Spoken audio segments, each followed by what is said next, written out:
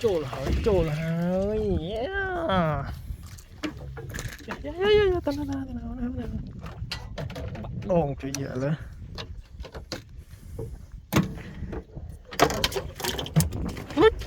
Ui là món ta liên tục.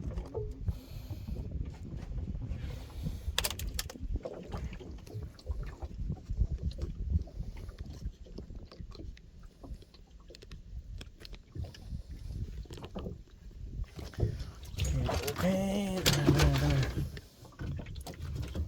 hé tụi là thống nè, mà này chuột bê nè chiên đập cả ba đấy bê nó phình chết